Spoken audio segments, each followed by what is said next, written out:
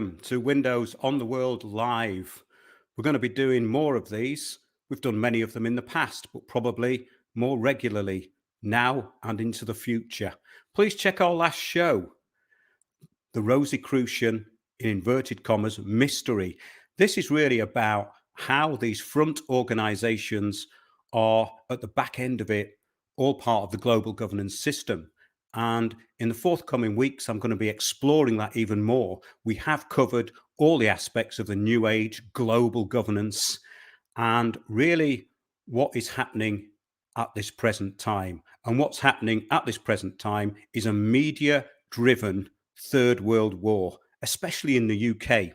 Today's Daily Mail.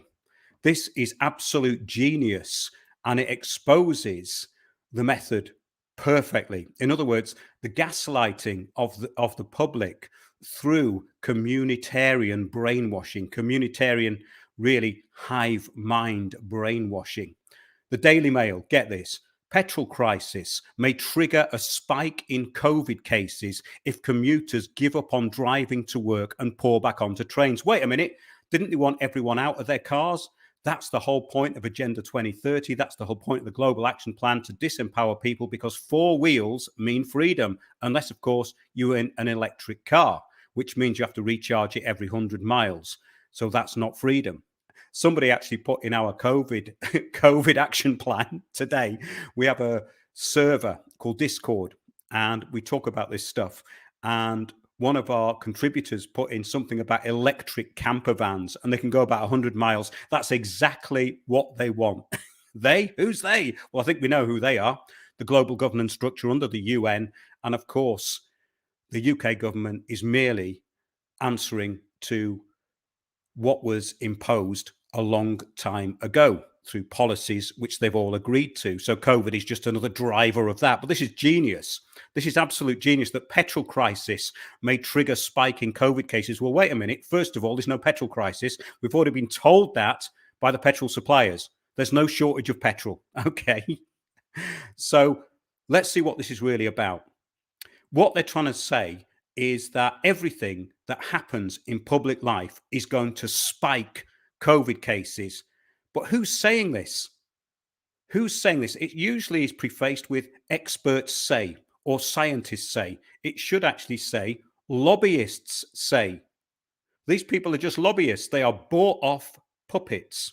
I won't use the word I was going to because we still have a YouTube channel, but do subscribe to us on Odyssey. Everyone, do subscribe to us on Odyssey and Spreaker. I do say this every time, but people keep missing it because we might not be here for that much longer. But our archive isn't. It's getting thousands and thousands of views every week. So thanks, everyone who follows us on Spreaker. Go to windowsontheworld.net live shows page and subscribe on there. Fantastic, because it means that we are doing YouTube out of viewers, which can only be a good thing, really.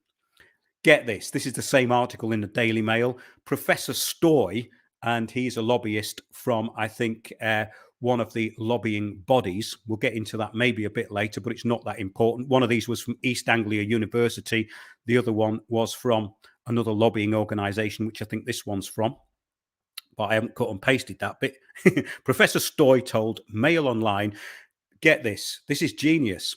Definitive attribution to the fuel situation will be especially difficult, right? In other words, we can't say that the rising COVID cases are definitely to do with the fuel shortage. And he actually says it in the paper.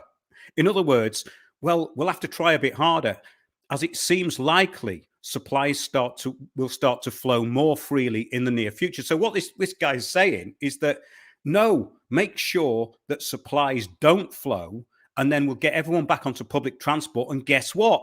Welcome, the fourth wave. And we know what that means, don't we?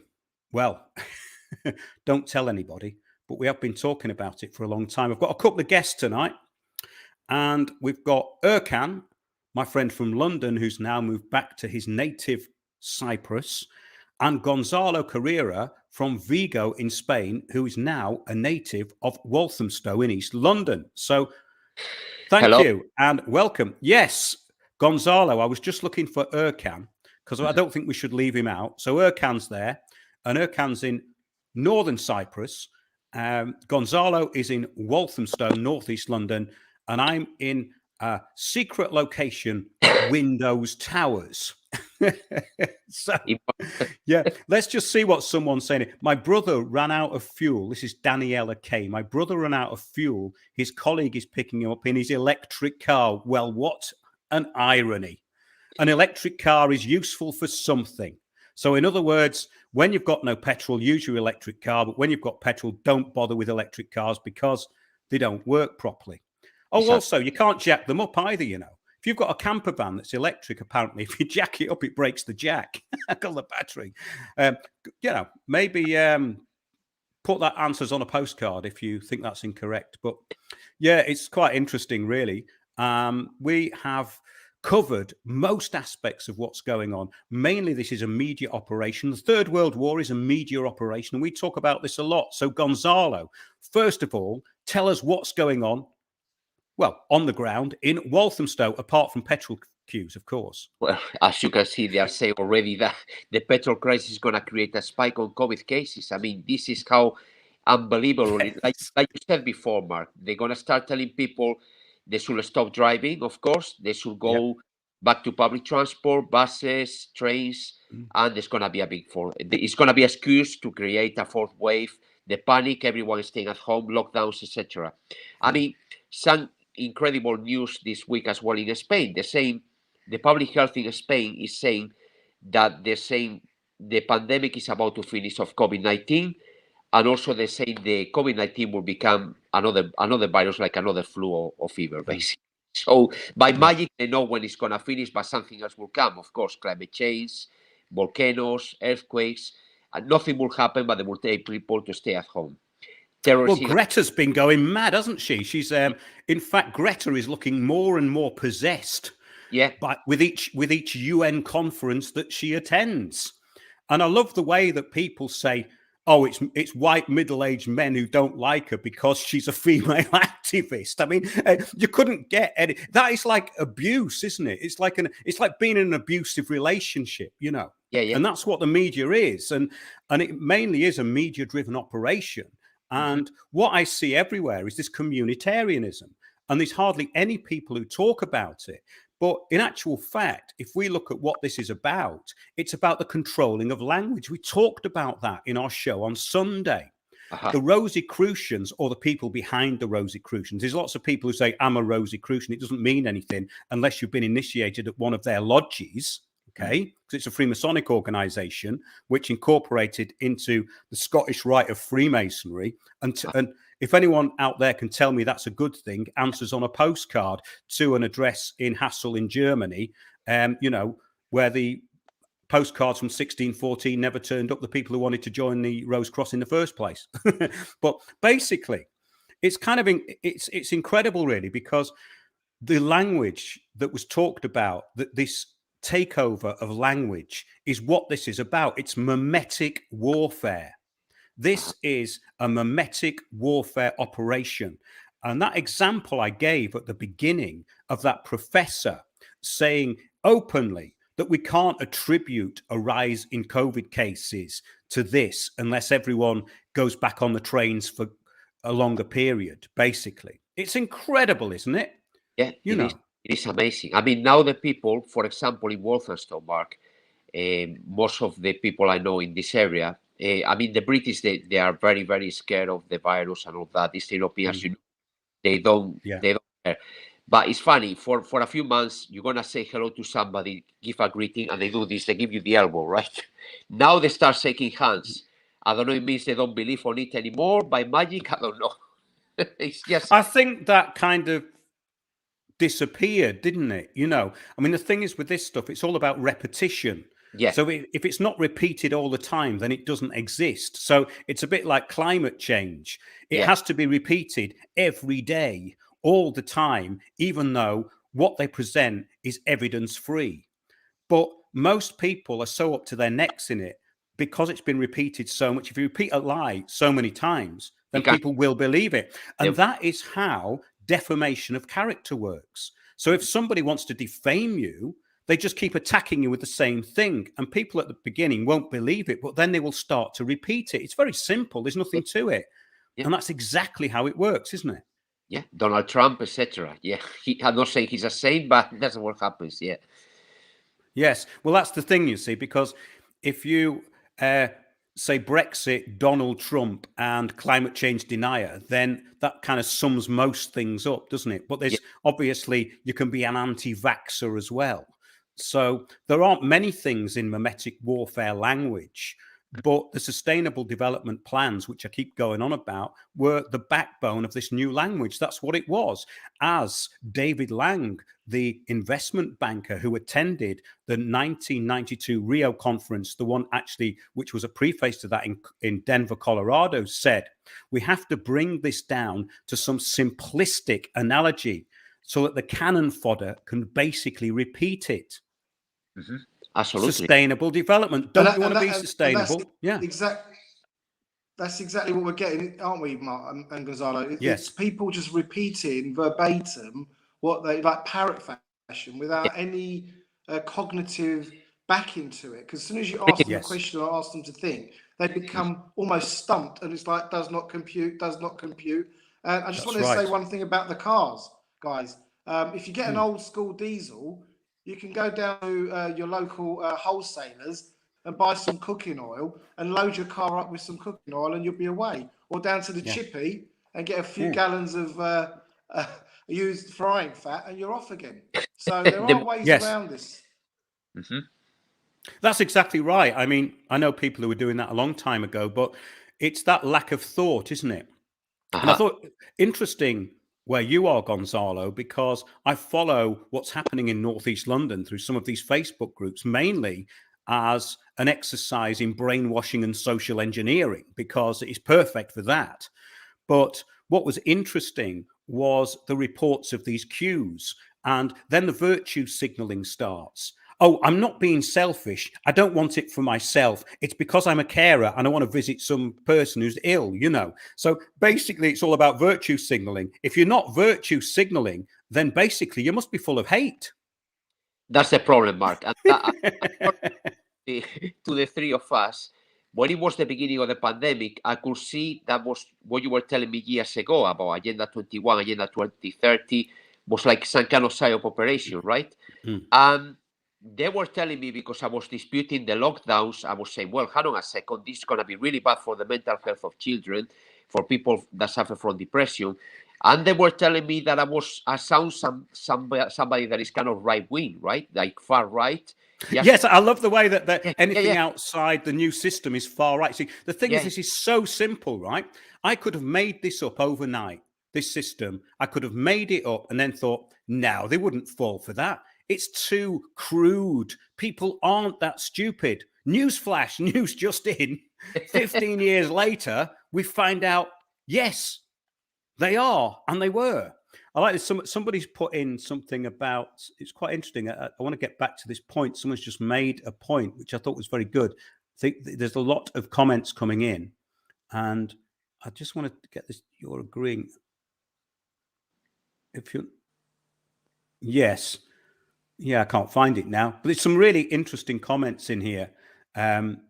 Yes, Greta's great-grandfather invented anthropological global warming. Yes, this was, I think, the Aurelius paper or Arrhenius paper. And somebody, this idiot, I did a show called The Big Green Ego.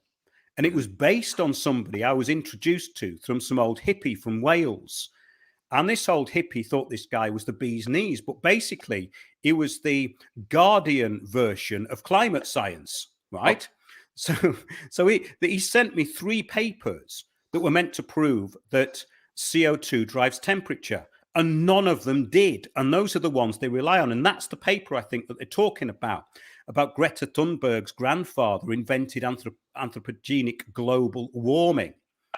But it is quite incredible, really, isn't it? Because if you look at these papers, they don't prove anything.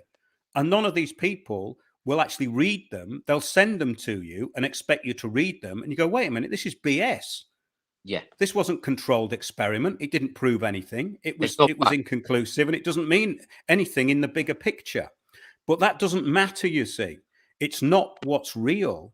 It's what people will believe is real. And that goes into a lot of these cults as well that I've been looking at recently, because people send me this stuff, say, oh, these look like a good idea. No. If you read what it says in their manifesto on their website, they're after global governance. And there's loads of these cults. You know, it's quite interesting, actually. You've got this religion called the Baha'i religion, which is basically a front for all that. And what they do is they take apart just Christianity and no other religion. Maybe they're too scared to take on the other religions, you see. And they don't actually say anything. And it's all about New Age thinking and self-empowerment, which really came out of this Think and Grow Rich type self-empowered thinking, which Napoleon Hill and people like that brought in. And it's been kind of taken to a new level with the New Age. I find it very, very interesting that, because what it is, social engineers are very good at appealing to people's laziness and narcissism. That's right. And that's the genius of it, because they're not appealing to their intellect. They're appealing to their laziness and their acquiescence, their narcissism, and basically virtue signaling. Yeah, but if somebody says something like somebody's got like a lot of followers, thousands of millions, everyone's going to follow him no matter what. The New Age is a business as well, Mark. That's so clear. The New Age is a massive business. And the New Age, when it started, was promoted purely for the reason of the wilderness of the mind, because people would acquiesce to things they wouldn't normally acquiesce to. So how do you get them to do that? By getting them to think that we're all one, and there's no room for negativity. Well, negativity happens to be critical thinking in these people's highly inactive and minuscule brains. That's right. If you are realistic, they start saying that you are negative, that you are divisive. Well, now many people, as you know, Mark, they start saying the protests, they are a wasted time. People, they have to take action, blind disobedience. But finally, 1 year you were saying that, 1 year ago you were saying that, they were saying, they would say, if we say something like that we are negative, that we are divisive. But what has they achieved, the protest? Yeah, you mingle with a lot of people and it's a good networking, but we cannot be like this forever. Otherwise, they're going to get over. Well, I wrote an article called COVID Protest Social Engineers, which contains all of the links you will need to see at how Extinction Rebellion, Occupy, and any other globalist protest, because that's what they are, is allowed. You are not allowed to protest in the UK. So why are these people allowed to gather? It's a monitoring of them and also the steering of them. None of the speakers have anything to say. None of them have come up with that. We said the other week. I mean, they don't have an objective. If you don't have an objective, that's brilliant. You can't oppose anything. So keep on doing it. Keep on turning up. It's great. It's fantastic. And that's what they want for them to do. Yeah. It's acting accordingly, really. Erkan, you've been doing some real stuff over there in Cyprus. Tell us about it. He's frozen up. Hello? He's frozen up. Oh. Yeah, he's frozen up. Guys, I don't know if you can hear me, but I can't hear a thing. I can. It keeps breaking up. Right. I was going to ask you. I'm going to leave. Okay. Okay. All right. That's a shame. I was going to ask you about what's happening in Cyprus. I'm really sorry, Mark. I can't hear a thing. Can you guys hear me? Okay. Yes. Yeah. Yeah. Yeah. Okay. Looks like you've frozen up there. So, okay, he's gone.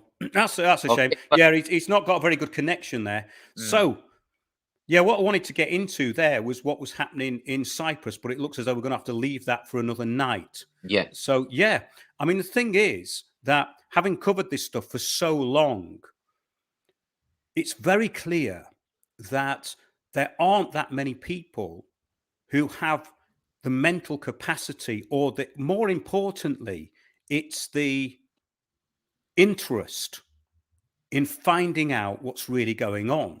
Yeah. Most people are hypnotics and repeaters. They become hypnotized and then repeat. And this hypnotic rhythm, which people get into, is how this social media stuff keeps going, because they keep recirculating the same stuff which gets them nowhere. Anything that you get without effort is often useless. So the effort has to be put in. So all these charlatans who get up there and they sort of waffle all this new age crap, well, they are doing the job of the globalists. That is very clear, which is why they're promoted. But it's very difficult for most of the people to understand that. And that's always been the problem, because there are some really good investigative journalists out there, but all the information now is out there.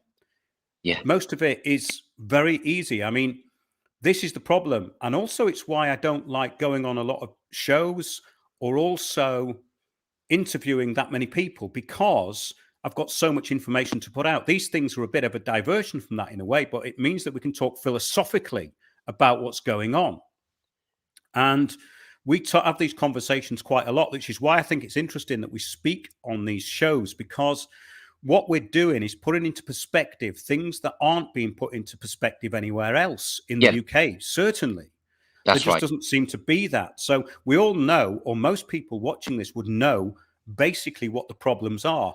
The solution, however, is much more difficult because of the fragmented nature of the way things are put out. And of course, when these groups turn up, they want to unify everyone and take it all over. And my view has always been that, no, we can be individuals acting collectively. Yeah. Yeah. Charlie Ward wants to interview you. What, do I look like a new age tart with big tits? Have I got big tits or something? I wouldn't buy a used car off him. No, no, please. I mean, we're not here for that kind of thing, Yeah. No, but it's very sad, Mark. I mean, I think the solution will be blind disobedience, but the solution will be, the problem is, Mark, when it was the First or the Second World War, there was no internet, right? I mean, remember the article we read the other day, that there are dangers that we could be without internet on our phones or laptops for weeks or days. If that happens, maybe that's the moment people are going to wake up. Because at the moment, like you said, there are so many distractions: Facebook, Twitter, Instagram. People, they still have their money, right? They still have salaries, they still get by. It won't be when people, they really open their minds and their eyes, won't be till something really bad happens. Like there is food shortage, there's no money on the bank. That's going to be the only time, because at the moment, everyone more or less is okay, is getting by okay. Some people, of course, not everyone. But what is if those news that I read, that if the internet disappear for a few days, people, they're gonna go nuts, definitely, because they cannot see YouTube, they cannot see their favorite programs. I can understand when people, they say, "Oh, it's very uplifting to hear this guy," but well, it's only temporary, right? It's not. There's no solutions to hear some kind of YouTuber that you might like or anything. It's like children being addicted to their phones because of the hypnotic nature of what they're doing. Yeah. It's this need for constant stimulation, which I think we all suffer from now, to be fair. Yeah, everyone.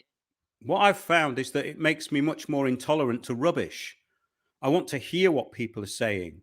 And that's the most important thing. And most things are better if you listen to them rather than watch them, because some people like to see us talking on here, but there's no need for that. Yes. We could just be talking. They'd be better off just listening to it, really. Yes. But sometimes they like to see your face and the expressions and all that. But I always found that the stuff that I learned from was by listening to stuff, mainly in the dark, and really thinking about it, then making some notes. Yeah. And I think this constant distraction is really a big part of the social engineering. I just wanted to come on in with something there, because it's quite interesting.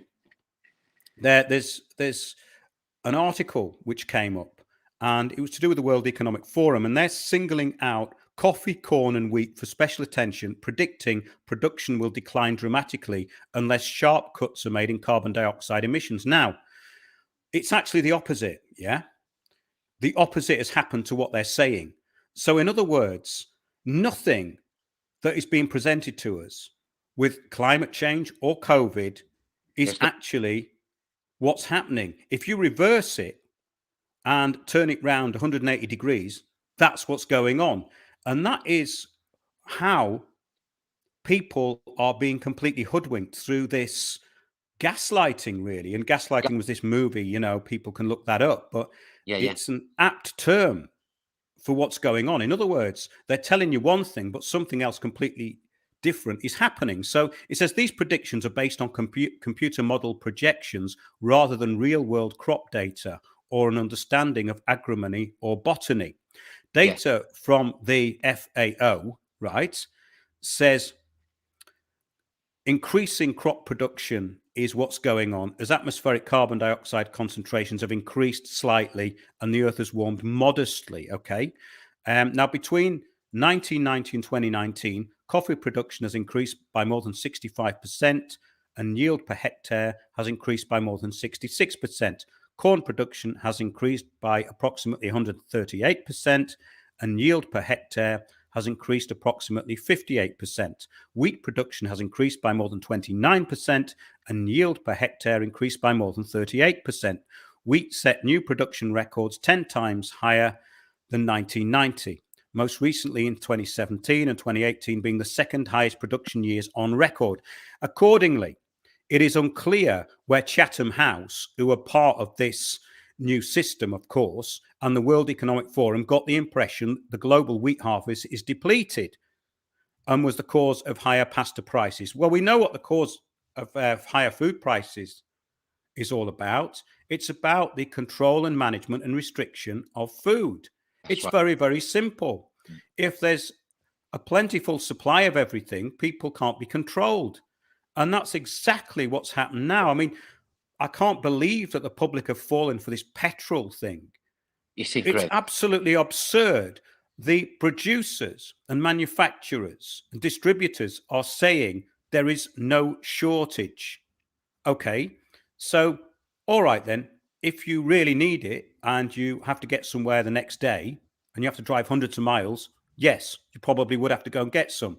But by this time next week, if what the government are telling you is true, it's all going to be over. But of course, it's not going to be over because when this stops, something else starts.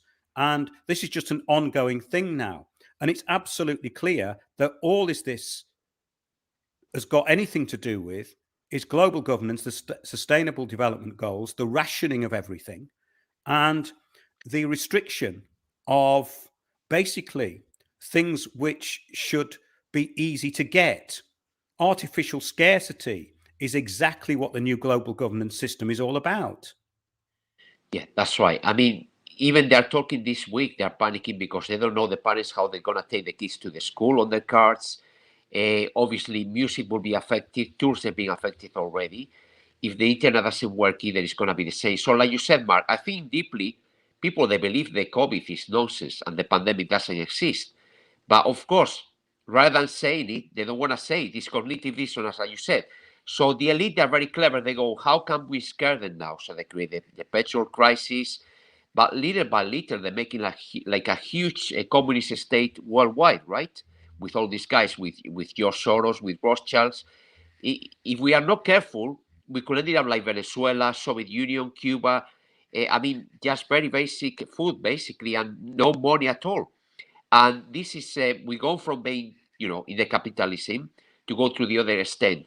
And people that will say, well, we haven't got any other choice to, we are all on this together, right? That's what they're going to say, the elite themselves. We are all on this together, like Boris Johnson said always.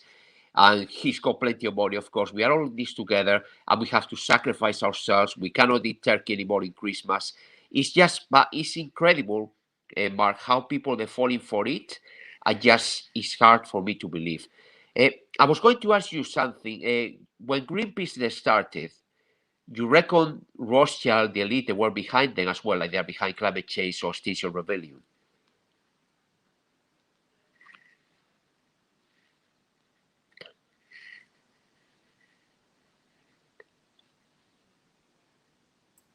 Yeah, the climate change as a driver of global governance really got going in the late 60s. And the environmental problems were, first of all, really described as probably a new ice age.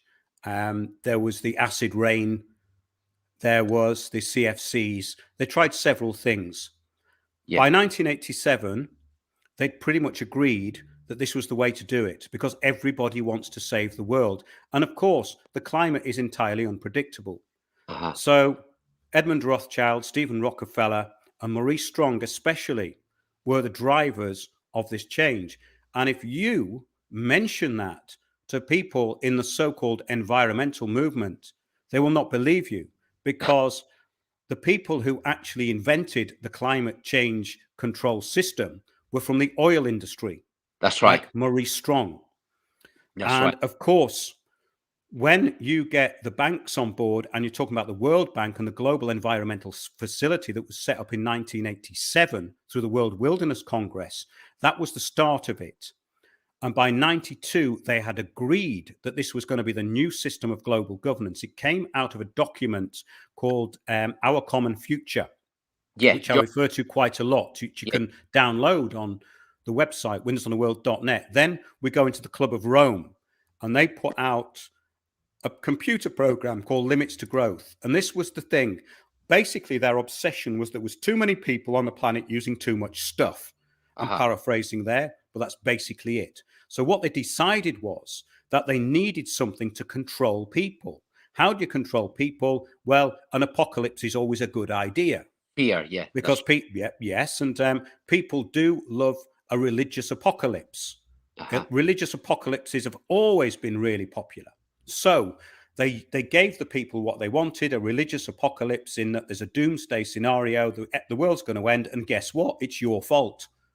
Yeah. And that's where the communitarian system was born. In other words, everything has to be for the greater good. If you basically want to use anything, that's selfish. That's where right. we get down to carbon zero, which means mass depopulation. So how do you get the population to genocide themselves? By feeling good about it. It's very simple. These people are not daft.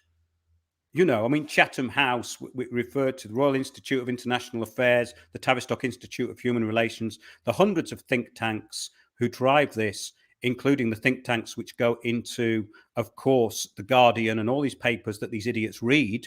They don't realize that these are not newspapers. These are basically a front for a system. And if you keep repeating it, people will believe it. Yeah, and the people who believe in anthropogenic global warming are in a religion. It's a cult. It's a cult. And that's the problem. So that is really what this thing's about. It's a religion that was created so people feel good about basically genociding themselves slowly or quickly. So in other words, it's getting quicker now because now we've got a pandemic that's stuck on top of it. So the pandemic scenario was always talked about in these papers. And when it happened, I thought, oh, they're trying this now, are they? I didn't believe that they had the audacity to actually stick with something which had so little foundation evidence and was so easily taken apart.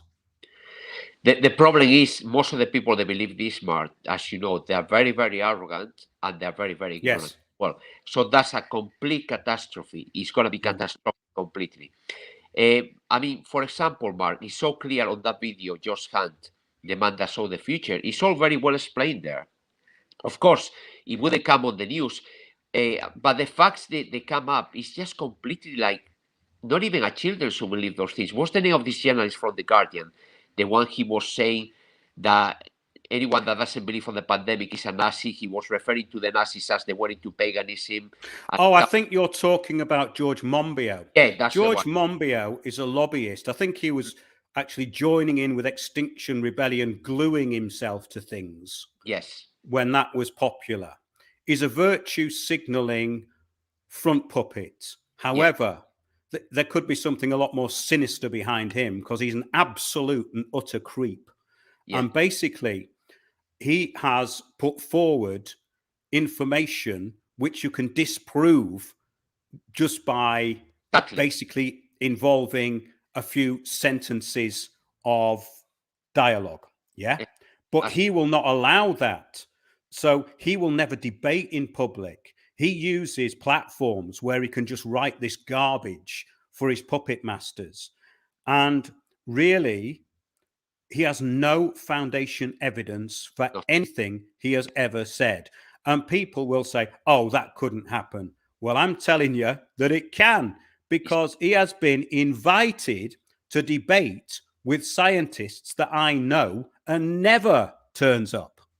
Exactly. And here, Mark, that I think one of the guys in the forum in the Discord of Windows on the World, there is one guy, I forgot his name. He was saying he's seen him before on kind of protest, like in Trafalgar Square, anti-lockdown protest, etc., anti-COVID rules.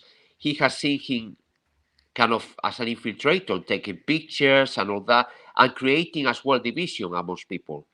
For example, this is, I mean, it's so clear what these guys they do, but people they don't see. This is the very worrying thing, Mark. I mean, every time I get up in the morning, this is like, waking up in the morning. It's a beautiful day outside, it's sunny, and you go out with short sleeves, and then you see everyone wearing kind of coats, and you hear on the TV every day, all the time, that there's going to be a big snowfall, and nothing is happening. And if you don't go along with what the TV said, regardless that it's going to be a big lie, they're going to say that you are right-wing, they're going to say you are complete mad, you are a nutter, you are selfish for not having the vaccine. I think the COVID pandemic is about to fall apart. But like you said, they try to bring other things like climate change, petrol, etc., petrol crisis. Yes, I mean, Klaus Schwab's already said that the underpinning of the whole thing is the climate change, because it always was. Yeah. So that's their main driver. So once you've established that you've got your kind of main governance in place and you've got the planet ready to genocide themselves slowly or quickly, all that you then have to do is apply the situations into which they will genocide themselves, either slowly or quickly. So what we've got now is a speeded up version of what was happening for the past 15, 20 years. So now it's all out. And some people think that this is too obvious, but I don't think it is, because they have had every government in the world since Rio on their side in some form or other. Some governments are slightly against it, and there have been many people who've spoken out against the imposition of this, as we know. Yeah, and I've quoted all these people in the past. In fact, it was the ex-leader in the Czech Republic, Václav Klaus, I think his name was. This was a long time ago when I quoted this, but he said, environmentalism is the new communism, which of course it is. It is. We've updated it now, and people don't realize that they're in this system called communitarianism, which is why I keep mentioning it, because the whole point is that everything that comes through the media is coming through that system. And I'm going to be going more into that and the depths of it, actually, the history of it over the next few weeks, because we've got into this stuff about the Rosicrucians recently. And I find that fascinating because it leads into so many New Age cults. So I thought I'd do a definitive show on that. And it's a little bit of a break, because I never want to get into the situation where I'm repeating myself. You know, I just don't want to get into that. So you can reiterate things, but in a different way. But my problem is with what's going on is that they keep repeating the same things, thinking that there's going to be a different outcome, which of course there isn't, because you can only kind of take this kind of propaganda on if you understand it fully and are able to respond accordingly. And the problem is that most people cannot respond accordingly because they're caught up in a response which is going to be factored in to what's already been planned. And that is the key. So the unpredictability aspect isn't really there. Now, that might sound a bit esoteric to some people, but basically that's what it is, I think, because when you have something that's so repetitious and so abusive and so shallow, then it doesn't take that much to usurp it. But as you're saying, once the population has been brainwashed to a certain extent, like what you've seen, and I saw, it's incredible for a very long time, it's hard to believe. Actually, it's quite hard to believe. Oh yeah, absolutely. I mean, it's happening all the time. My worry, Mark, is I think I told I know of many young kids between the ages of 12 and 15. It might be a coincidence, but some of them, they were very healthy and they are off school for 1 week, Mhm. 10 days, because the parents, they tell me they got some really bad flus. Well, this, I really hope and pray to God that it's nothing to do with the vaccine. That really worries me because they're making a huge propaganda to put the vaccine with the kids as well, with the 12, 15-year-olds. I mean, this is incredibly sinister, Mark. The BBC, they are not prepared to discredit nothing about the vaccines. The Guardian, Bill Gates is behind the BBC, of course. So we got so many facts, right? We can tie up the knots so easily, but people, they don't see it. They don't want to see it, or it's cognitive dissonance, clearly. I mean, the stuff about Gary Mullis as well. The creator of the PCR test, he only died a month before the drill of the pandemic. It's just so obvious, everything. But then it's worrying all these kind of calls, like you say, all these people, they're like fantasies. They say they were in the intelligence services and they were secret agencies and they arrested Bill Gates and they killed Bill Clinton and they kill Obama. It's all lies, basically. I mean, nothing is Well, going on. people just love all that stuff, you Yeah, know. yeah, I mean, right. it's kind of it's a marketing Yeah, ploy, really. It's about marketing, and it has been for a very long time. And I turned off from those people who were doing it a very, very long time ago. And those people do have a huge audience, but that audience is completely disempowered. yeah, yeah. So if you have an audience who are listening and who can organize themselves and who think for themselves, that's a danger, which is Exactly. why anything of any worth will be marginalized on the internet. Exactly. And that is something which is quite hard for the public still to understand because they live in a media driven world. Yes, that's right. I mean, as we spoke before, you've been doing this for many years and you are a great researcher. And you have how many followers on YouTube? 17,000, 18,000? 16,200. I mean, the thing is with YouTube is that I've had community strikes on there Yeah. and we're only here by the skin of our teeth. But obviously, my stuff cannot be found by most people. When Yeah. people find the website, they can go into the archive, and we have a great many people, which is brilliant, looking at the previous shows, because the previous shows in our Sunday show archive aren't just time stamped and part of a certain time and place. They are studies in the government system, the governance system. And that is the difference. So if you go to these people who just put out kind of waffle, their stuff is of its time and it's useless.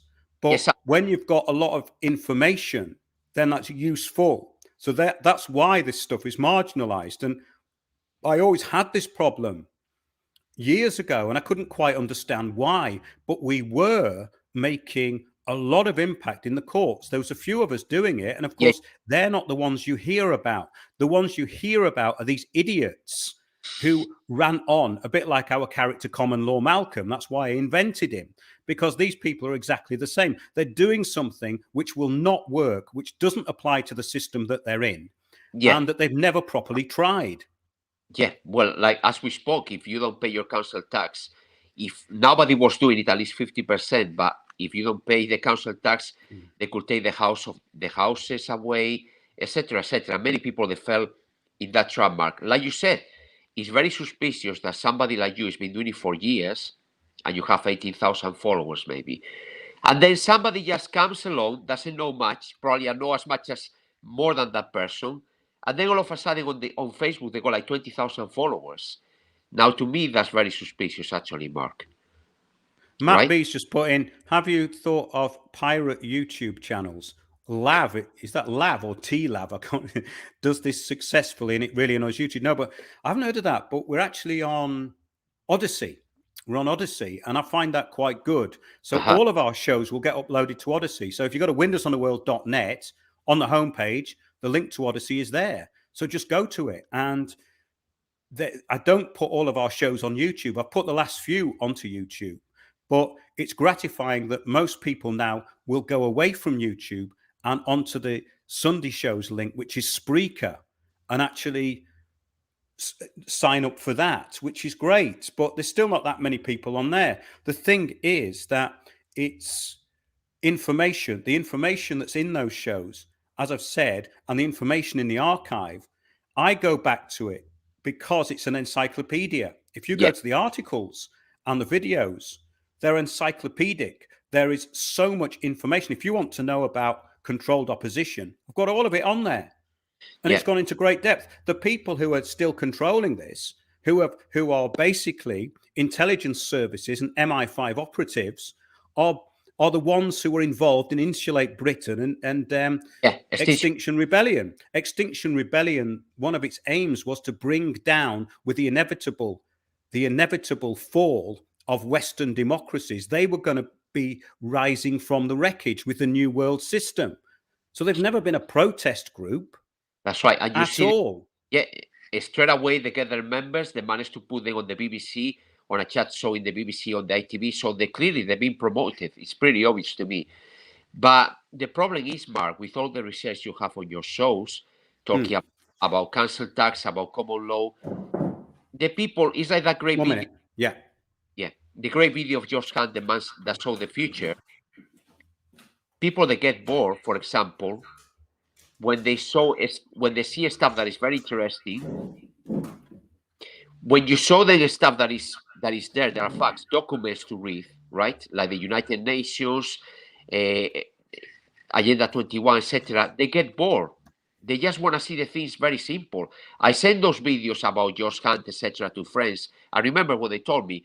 Oh, it's quite long and I'm very distracted at the moment. Can you explain me what it is? But this is the problem. Well, he explains what it is. He explains when he went to the Denver, Colorado conference, and he's got the audio recordings of what Edmund de Rothschild and the bankers were actually saying in their own words. That's right. Yeah. So if they can't concentrate on that, well, maybe the globalists are right. Somebody's just put in here what happened next in the Canadian whistleblowers document. I'll just refer to this because this was leaked by an alleged member of the Canadian Parliament, and it was in October 2020, October the 10th, 2020.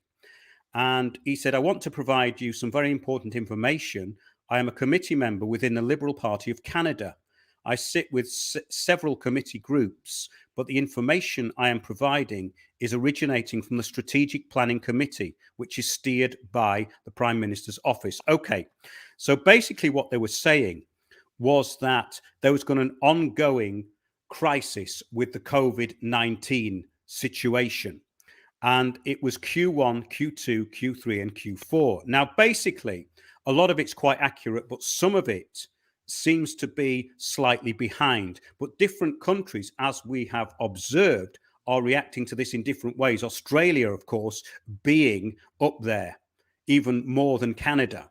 I'm sure Canada's very far advanced with this, but Australia seems to be the front end of it at the moment.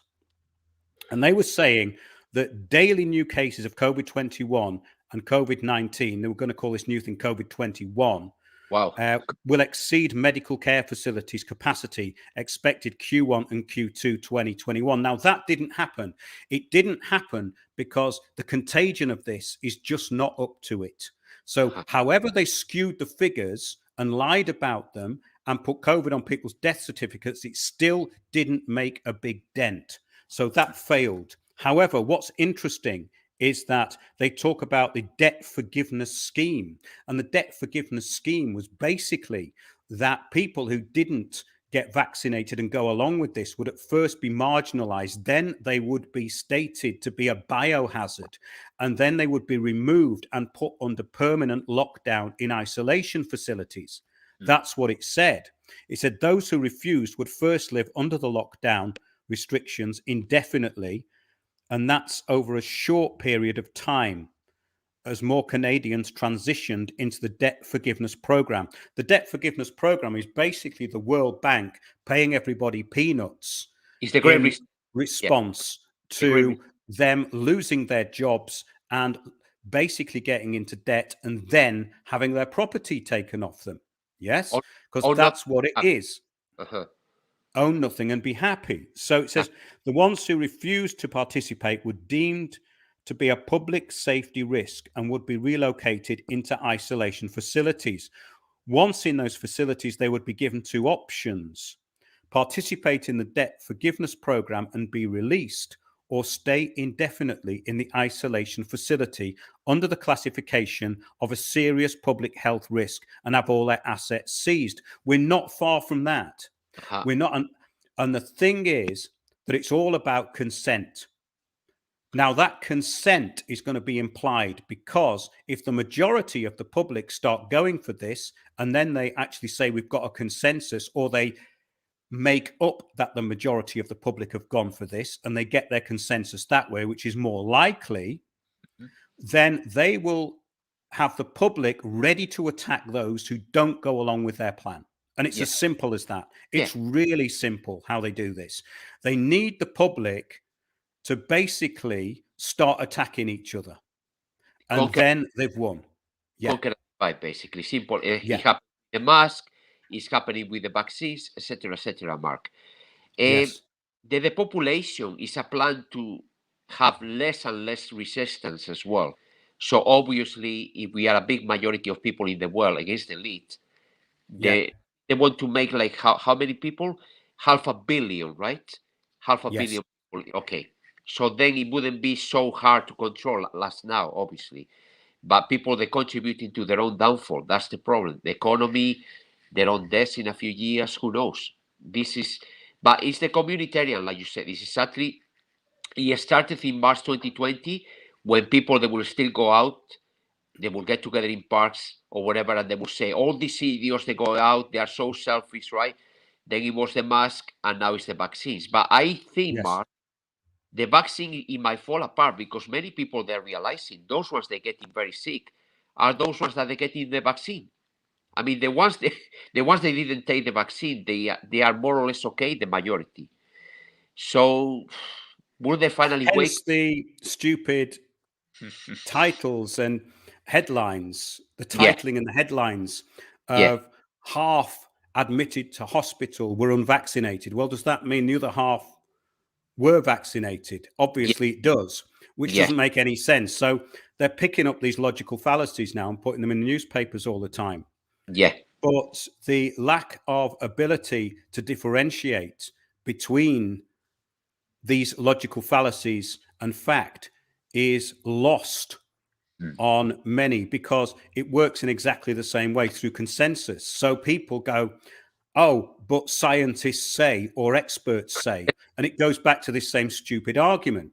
And having taken it all apart for the last 15 years, you just go, well, wait a minute, I can give you fact after fact after fact, but you still won't believe it, because it's all about belief.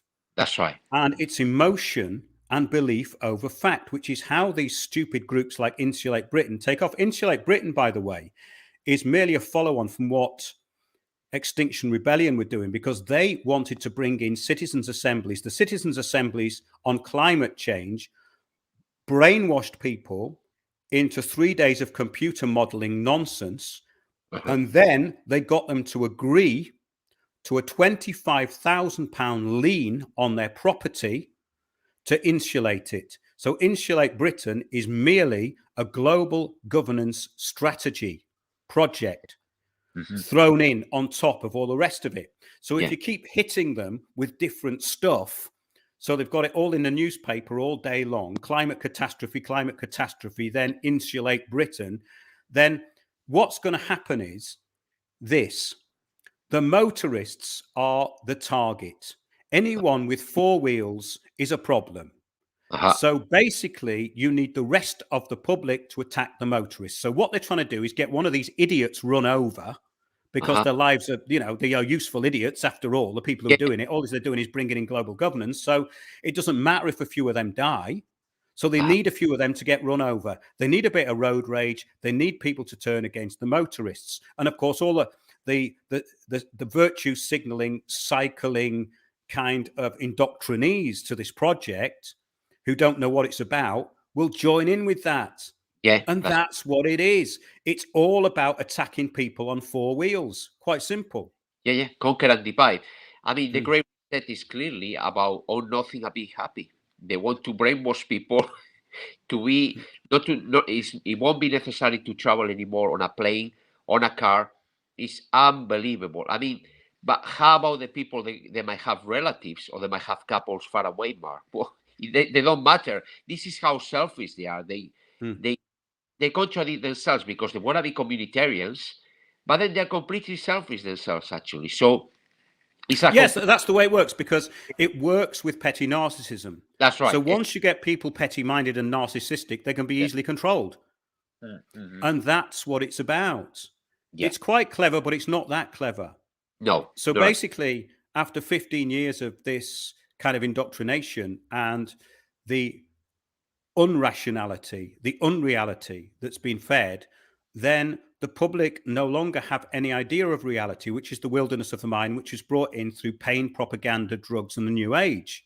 Yes. It's very, very simple. None of this is complicated. And that insulate Britain, someone said they must be dodgy if they just want to go about insulating houses. Well, they appear at the right time, because the Extinction Rebellion basically wanted sortition. So the Sortition Foundation then arranged all these Delphi technique meetings, which means you put people on the table, around a table of 10, and there's maybe 100 of them, and it's all done through a centralized computer system with a facilitator and a co-facilitator, and they've already given you the parameters of the argument. So in other words, it's like, would you like Coke or Pepsi? No, I want Lucozade. Well, Lucosade's not on the menu. Yeah. Would you like Coke or Pepsi? Oh, Coke or Pepsi are quite the same. Exactly, because that's where we're steering you into the intended outcome, and you get what we give you. That's how it works. So, and the only other way they do it is to pressure you into having to be coerced into this agenda through guilt shaming and the common good. In other words, why are you so full of hate? You must be right wing if you think Greta Thunberg is full of BS. That's right. This is the argument, you see. And it has to come down to simplicity and really banality. It has to be banal, otherwise it won't work. So these people are basically degenerating the human mind for the common good. It's gaslighting. And that's all it is. Yeah. It's a property grabber, like you said as well. The same with Israel, Britain, etc., etc. But I'm curious to see when people, they see that they start losing their properties, that might be the time they might wake up. I don't know. But the problem is it could be too late, Mark. But people that are too engaged with their own narcissism and selfishness, etc., etc. That's the main problem. There's too much Facebook, Twitter. There are too many distractions around. That's why that article, what we were saying, if the internet stops, these people, they will go absolutely nuts. But maybe it will be the time that people, they will start thinking. But the problem is many of them, I don't think they think anymore, right? No, it's just an interesting time, because obviously civilizations have risen and fallen before, but I don't think people have become this stupid ever. Yes. I can't see that really has happened before, because if you look at any literature from any ancient civilization or any civilization that's, well, you know, we can go back a few thousand years, we can go back 4,000 years maybe, but if you look at so-called advanced civilizations, I mean, what we're down to now, and amidst all of this technology, is the fall of this particular branch of Homo sapiens sapiens, if this stuff works. So I think it's a very interesting time in that respect. Yeah. I mean, it's just incredible. But there are, I mean, where is the worst places for this psyop? You reckon it's still the UK, one of the very worst ones, Mark? Well, I think for propaganda, because the propaganda came out of the UK. So people go on about communist propaganda, but really, when we look at the connections between East and West, they've always been pretty strong behind the scenes. And it was decided a long time ago that this communist system had maybe run its course. They needed a new interpretation of totalitarianism, because that's all it is. Yes. So they've now got this system in place, of which I talk quite a lot. And the point is that most people cannot adequately describe the system that they're in. Even people who think they know quite a lot will bring it into lots of different areas without being able to draw the thing together into a system of governance. Because the system of governance behind this is actually very, very simple. It's really quite simple. Yeah, and not many, they talk about the population as well, Mark. That's the problem. They talk, yeah, they're taking away our freedom, our basic human rights, but they don't really get into the Agenda 21, Agenda 2030. It's all about the drama. We are getting into another lockdown, etc., etc.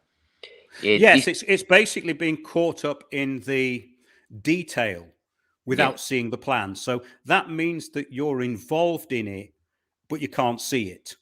Yes. So if you're involved in it and you can't see it, then you'll never solve it and you'll never be able to work it out. If you haven't got a linear timeline, these people, as we said, are working on a linear timeline. I dug that out. That's why I went away from the camera for a minute, because I knew it was lying around somewhere, because I carried this around with me.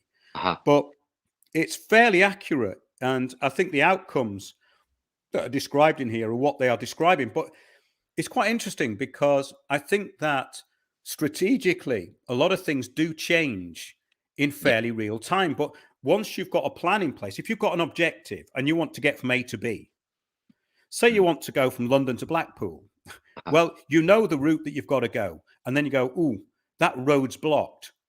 We'll have to go round that road and take this one. That's all they're doing. They're going, oh, that maybe we'll just leave that bit and go on to the next bit. And that's all they're doing, because there's a through line of action here. But through this plan that they've got, it's all the same stuff and the same language. And if you're trapped in the language, you will never see the bigger picture. So it's clever in one way, but it's utterly banal in another way. It's utterly banal what they're doing. They go round in circles. That's the problem, Mark, without addressing the main problem, the main issue. And then, of course, there are people that haven't got when there is an infiltrator on groups, sometimes they haven't got a clue who that the person is an infiltrator. No, because there is no discrimination going on, and this is new age. So in other words, why are you being so negative? That's this guy is saying all the right things. Well, just because you're saying all the right things doesn't mean you've got a solution, and doesn't mean you're good. Lots of very evil people tell you exactly what you want to hear. In fact, narcissistic abuse is all about that to start with. The narcissist will tell you everything you want to hear about yourself until they trap you into their control system, and they've got you where they want you. And then you're a victim. That's how it works. It's quite simple. There's nothing really to it. So basically, people in the UK don't realize they're in an abusive relationship with their media and their government. They think that it's right or left wing. And then you've got all these fake lefties who've been indoctrinated into the new system, which is what it is. It's a new system, which is banality, self-referencing, narcissism, virtue signaling, and unreality.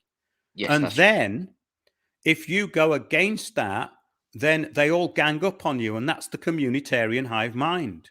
Yeah, you are far right, or you are negative, or you mean I mean, it's obvious stuff, and it has no foundation evidence in anything at all, and it's very weak as a propaganda tool. But it's only weak if you can see through it, and they know that the majority don't see through it, because they believe that those idiots in that parliament shouting at each other over benches control something, when in fact they control nothing. The problem is, Mark, people they don't even understand. But we're talking people with, with PhDs, diplomas. Do you remember a few months ago, there was, I don't like to mention names, as you know, there was a very nice lady on the parliament that she called Boris Johnson a liar. And all the activists, they were going, what a hero. She's fantastic. Finally, somebody. But what they don't know, this very person from that other political party, I think she's a Labour, is going to be worse than Boris, actually. The Labour, they would want harder lockdowns. They don't have no idea, Mark. And I see people putting like 1,000 likes on nonsense like that. They don't understand nothing at all. This is the problem, Mark. So no, it's the lack of discrimination. I mean, I think we had that problem when I spoke in one of those groups, because I actually put it out as a show, what I said to them, because it was very concentrated information, and I didn't stop. And that information was extremely valuable if you want to look up anything that I was talking about. or kind of understand what I'm saying. I'm trying to simplify the concept of governance, but Yeah. they're not interested in that. They're interested in people who wave their arms about talking rubbish, and that is really what the media has done. So I don't think that this sort of influence of this internet and the media as it can be very negative in some ways, because what it does is it basically waters down everything into this stream of consciousness nonsense, which no one can actually refer to or remember. They have no reference points, which is the wilderness of the mind. So basically, that's the problem. And that's why it needs another kind of priest class type order of people, or people who actually can think, to actually start steering things. Because the way things are at the moment, things are just being steered by the agenda. That's right. So if they're being steered by the agenda, then you're just going along with it, because that's the Rosicrucian idea, was the fire and the water, the blending of the fire and the water. As Edmund de Rothschild said, the banks are the fire, the environmentalism is the water.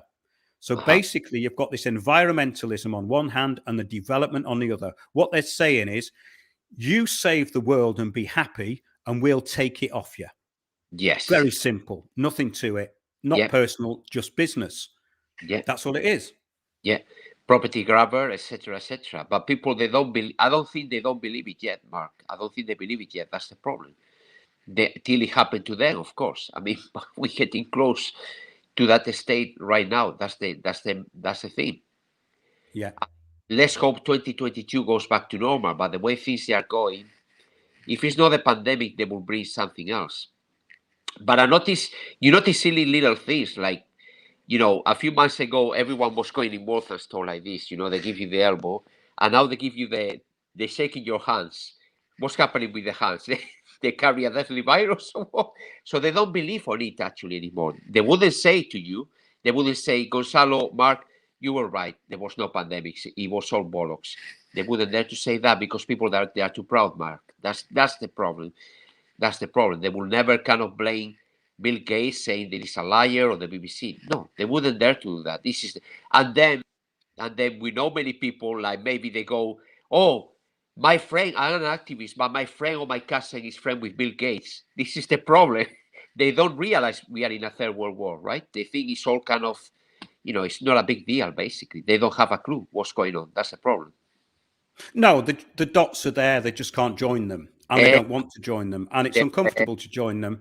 And that's always been the problem with that sort of stuff. But if people out there who listen to Windows on the World are very objective generally about what they think, they may not have the whole of the bigger picture, or they may be at different levels of what they're looking at.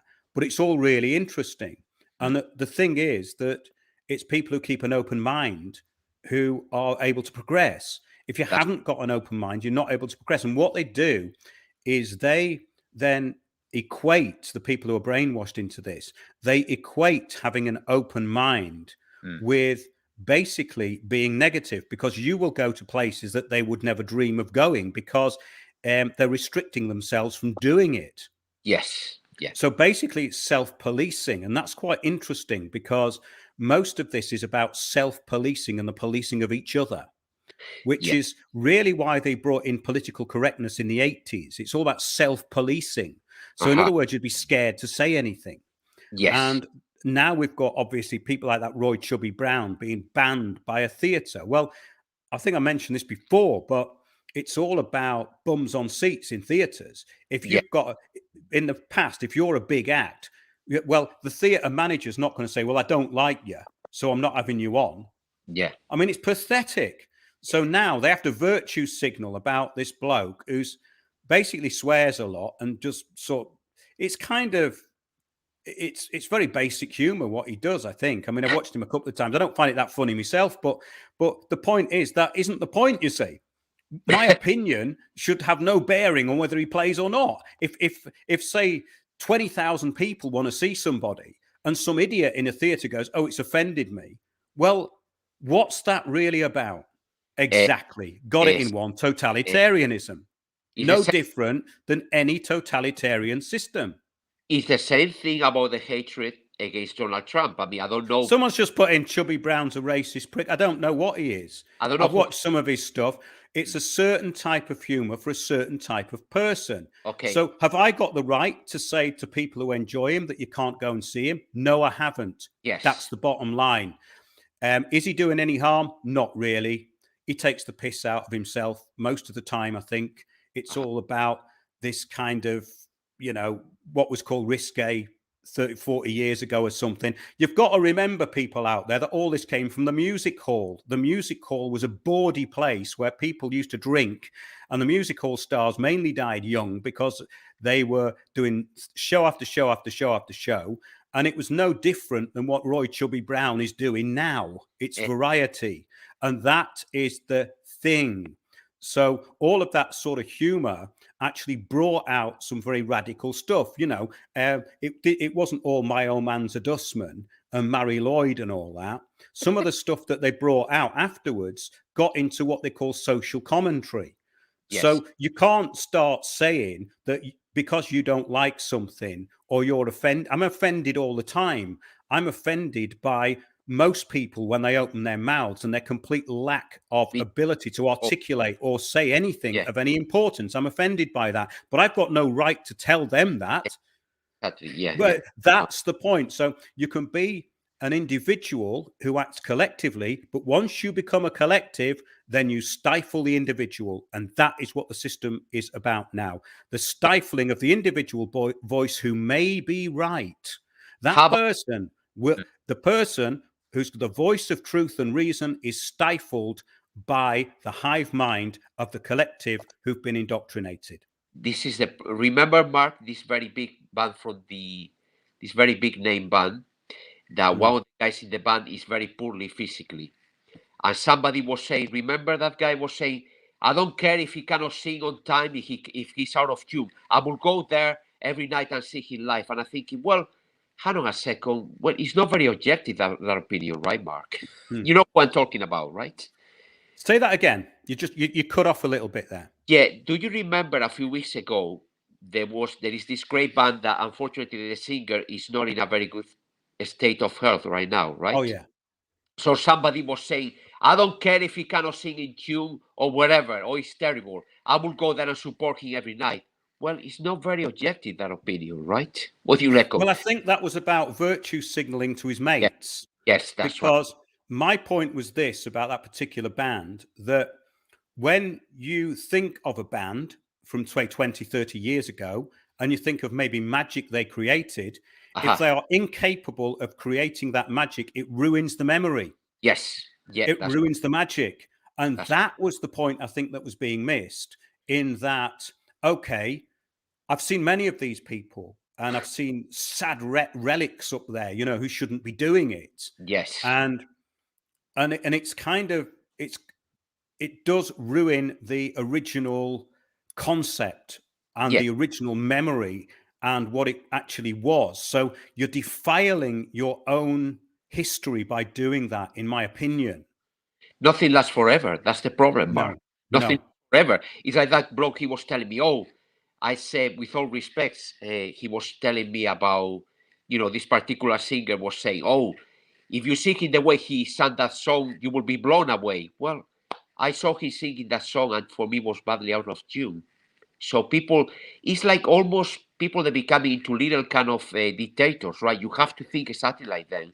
Otherwise, you are some kind of outcast or something like that. This is exactly like... Well, it's the hive mind again. It's if you express an opinion which may be strident, then you get jumped on. And I got to the point with all that, conversely, where I like to express strident opinions just to actually put them on the spot and get a reaction, because I got so bored with it. And that is an interesting thing. It's kind of, well, okay, let's try and be a bit revolutionary here in the real sense. Let's be iconoclastic, because I don't want people turning around and going, oh, you're great this and you're great that. How are you going to actually improve? You're not. How are you going to develop? You're not. I mean, the best thing that anyone says to me years ago was that, well, you're not very good at that, but I think we can work on this. Okay, let's work on that then. And then, you met teachers who were real experts. I mean, it's funny actually, because it backs up what you said in a slightly different way. Yeah. I was taken the other night to meet somebody, and his kids wanted to sing, and they were in front of these big audiences. You told me, yeah. And and I said, well, people out there don't know. The point is this, that the kids were singing flat on one song. So I said, no, it's flat. And they said, oh, it's meant to be like that. They always sing that one flat. And I said, no, but the music isn't flat. They're singing flat. And it's this cognitive dissonance, right? Then he said, oh, this is the one I was meant to show you. And he put it on, and they were completely and utterly out of tune and shouting, right? Now, somebody had taken me there because I was under instruction of a very good opera singer years ago who was taught by Gilly, the famous opera singer Gilly. And he also knew a fella called Herbert Cesari, who wrote the ultimate book on singing called Voice of the Mind. And he studied the Vaccae, which is the Italian method of bel canto singing. Right? Yes. Now, I'm not an expert on this, but I did 8 years of training with it. And it doesn't take 8 years of training to say that's out of tune or that's flat. Okay. But what was interesting about it was that a lot of people do not want to accept that as a fact. So if I'd gone to a singing teacher 20 years ago or something, and he hadn't told me that you're flat, so I'd go around thinking I'm great and I'm singing flat, and that's the point, yeah. This is the problem. In other words, it all becomes about how people feel about the way they are, which is why you've got the rise of the so-called reality TV star. These people who don't do anything, who can't do anything. How many big names, Mark? I think I told you about this, and I think we are being too nice because we are not mentioning any name. Like you say in Spanish, mencionas el pecado, pero no dices el pecador. You say that you mention the sin, but you don't mention the sinner. There was this guy in Wembley Arena. I was on the backstage before a gig, and I could hear this guy on the TV on Wembley Arena singing live, completely, utterly rubbish, out of tune, Mark. I'm not going to say the name, right? It's a big name, especially in the 90s. And I just say to the other guys in the band, this guy is terribly out of tune. And he was in Wembley Arena in front of 20,000 people. The other guys that say, yes, that's what I was thinking. Nobody will dare to say it because he's a big name. And his producer was a huge, big name producer. Now, if somebody else comes and sings like that, that producer will say, you are totally rubbish. He wouldn't dare to say because he's a big name, that guy. And I bet you those 20,000 people, Mark, only 100, only 200 will say it was terrible. This is because there are very little critical thinking. Well, that's the emperor's new clothes, isn't it? Exactly. It's the same story. Exactly. And that's the interesting thing, you know. You have been to see people and looked at them very closely and critically and openly and gone, that's a bit dodgy, that's a bit off. And because the audience are captivated by it, they're seeing something that often isn't there. Yes. And I think we all do that. You put your expectations on something. So if you've got a really big band or something like that, the audience are carrying you anyway. Yes. So you've got to be really crap to be no good. Because if you've got that many people carrying you, then you've got to succeed. I is done. That's right. Yeah, exactly. Yeah. I mean, whatever is the Rolling Stones or actually, I think Mickey's promoting the vaccine big time, definitely, Mark. That was pretty disgusting when Keith Richards said, yeah, go on, just get the shot. I was like, what? You know, that was pathetic. That was really pathetic. But less said about them, the better, though. The globalist Stones. Yeah, that's just terrible. Yeah, well, there was a big festival about the Globalist Festival or something like that. The Global Citizen. Yeah, they have it every year. Yeah, UN mentoring program for useful idiots. Yeah. Yeah, Coldplay, Lang, all the products, all the usual. Lady Gaga, of course, the main ambassador, the Stones, everyone was there. But yeah, it's really sad, Mark. I mean, I don't think people they realize that it's going on a genocide, actually. Well, no, of course not. But I think we've covered a bit tonight. It's a shame Erkan couldn't join us, actually, because I wanted to get his take on what was going on in Cyprus. But never mind. We can do that another time. These things are fairly loose. I hope people enjoy it. I hope it's not a complete waste of time. I think we're getting some information out. I mean, I prefer it to be tighter with the information. Next one, I will have a lot more stuff to put in, because I've just been working on shows recently. And last time we did this, I was overwhelmed with stuff, but it's kind of settled down again because the agenda's become really obvious again. I don't know whether you've noticed this, but you get this kind of upheaval of things all thrown in at the same time, you know, like last week. Loads of things got thrown in. And then it kind of, you think, well, actually, it's all the same thing as we know. It's going in the same direction. But I think it's the public's reaction to it that's the problem. And of course, not everyone's reacting to it in the way that the media think they are. And that is the thing I want to hear more of. So if you want to come on here and chat, just get in touch through the website and we can do that. Because what's going on in Cyprus, that's what we wanted to find out, but we can't because Erkan didn't have a good connection and he can't hear us. There are 2 messages on the chat, Mark, so it might be him. I don't know. It might be Erkan. I don't know. Maybe he's okay now. Who knows? Yeah. Cyprus is hell on wheels if you don't want a jab.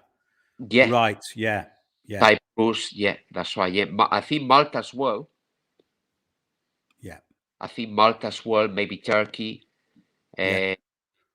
Probably, I think California, they want to do the same thing as well quite soon. But yes, I mean, the thing is that it's all about the kickback they're getting, and the kickback is not being televised. So the revolution is not televised. I mean, I thought it's quite pathetic, actually, about the fuel thing. They've got this one example of this bloke who's got a knife in his hand. Now, nothing actually happens, but he kicks this car and tries to stop it leaving, which was basically an argument. So they've got people brandishing knives and thugs fighting on garage forecourt. So they found like one example of it. Do you know what I mean? Wow. And which would happen anyway. You know, that would happen somewhere. There's always some incident like that that's going to happen. So it's kind of, the way these things are driven is, of course, it's pathetic, but because the press now is so communitarian, especially the Live group, they've libeled me and they've libeled people I know, and they continue to do it. And that is their role. They are there to divide and rule the public, and they are completely agenda driven, and they do it under a thing called qualified privilege.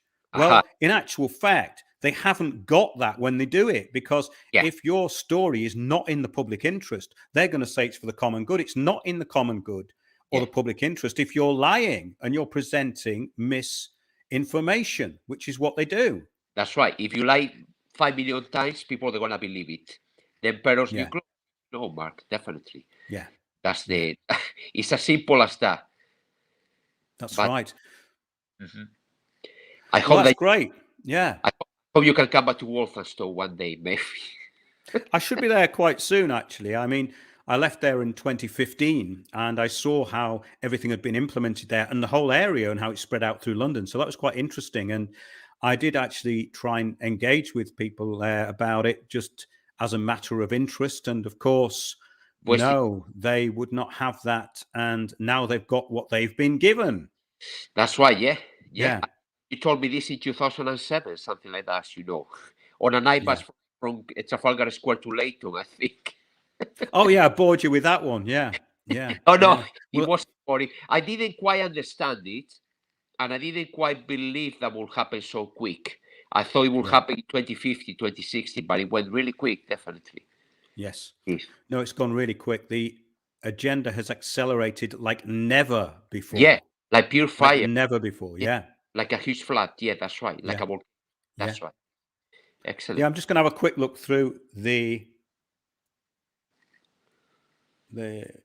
comments here. Yeah, food prices rise 10% in UK. Well, they're talking about gas prices going up by 250%. What they're doing, they're collapsing the smaller companies to centralize it for this World Bank system. So basically, the people who are out there who are cognizant need to start decentralizing from the system. That's the only way to do it. That's right. And the only way to do that is really to get out of cities. It's difficult for a lot of people, but it's not impossible because everything is going to change in the next year. Yeah. I mean, look at the changes that have gone on in the past 18 months. Who could have predicted that they would get away with this? Who could have predicted that, you know? Yeah, you didn't believe it about a year. You thought by the autumn last year they will get it, but they didn't, obviously. No. Yeah, the great point of the collapse in smaller companies. Yes, that's a big thing because it's all about the centralization, and the banks are going to go. Smaller banks will go. They've already been taken over, like the Co-op got taken over by Britannia, totally changed. The smaller banks will be the victims of this. And of course, then there'll be government bailouts for the preferred stakeholders. And the Climate-Related Disclosures Fund is dictating on which corporations are going to stay and which are going to go. And it's got nothing to do with the amount of carbon tax that they actually want to pay. It's about who the World Bank want as their stakeholders. And that's the thing. I was with Octopus. They're getting too big for their boots. Well, they've got a lot of boots if it's Octopus, aren't they? Quite a lot of boots there. Yes, I think that's probably about it, really. I mean, I don't want to go on too long here because there wasn't an awful lot of stuff that I wanted to get into apart from what we've already talked about.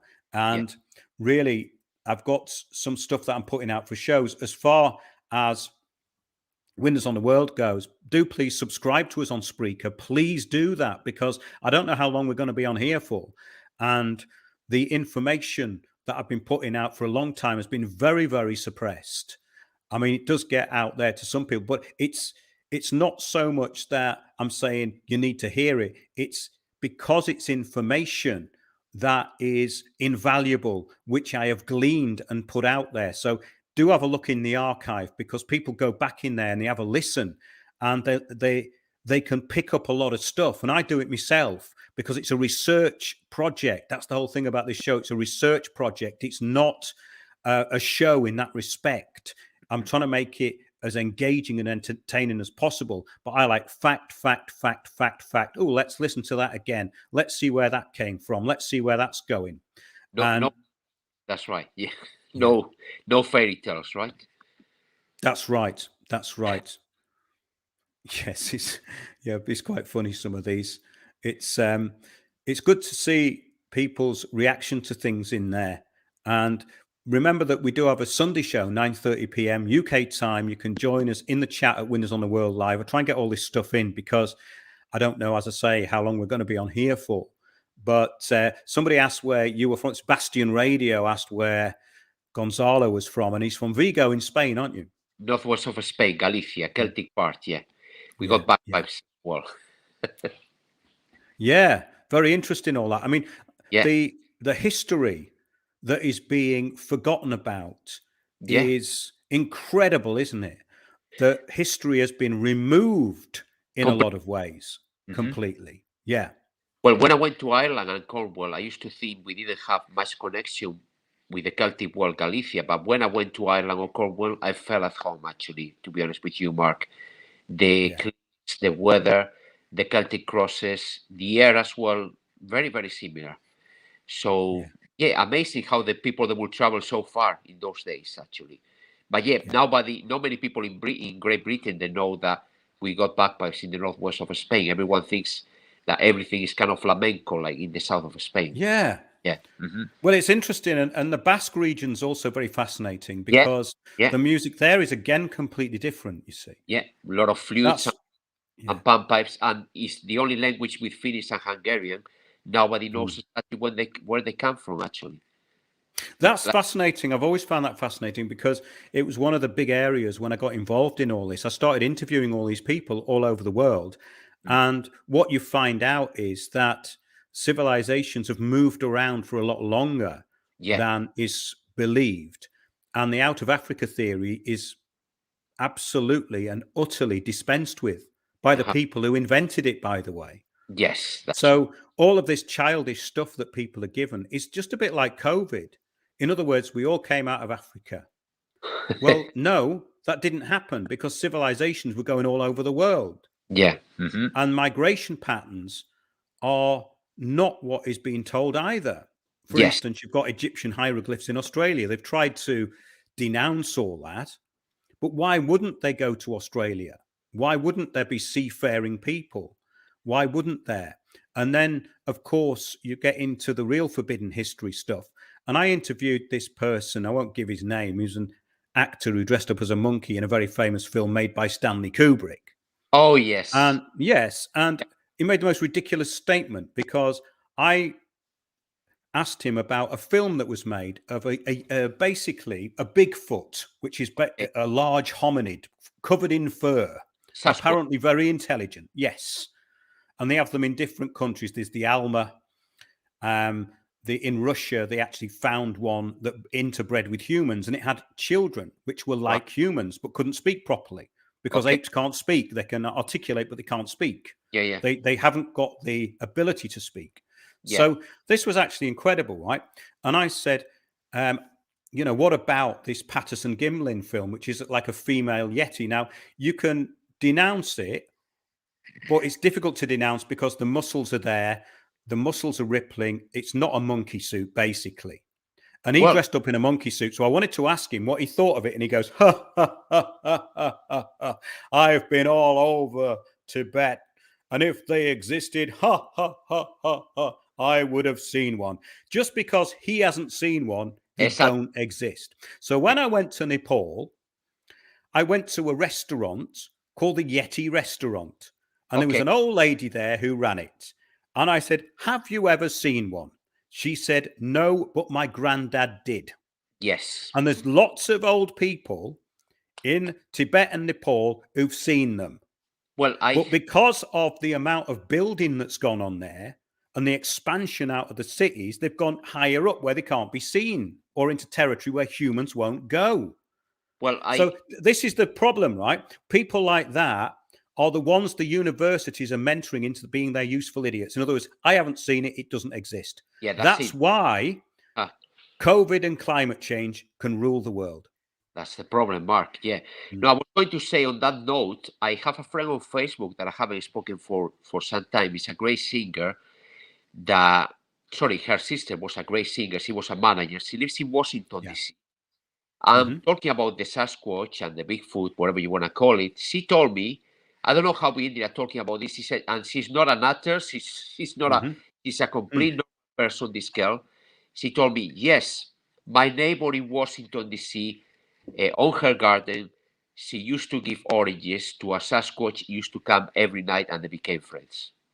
Yes, I like the way it's diverted, don't you, people? We have gone on a little bit of a tangent here, but it's one of my favourite ones. Someone's put in, I was listening to Lloyd Pye last night.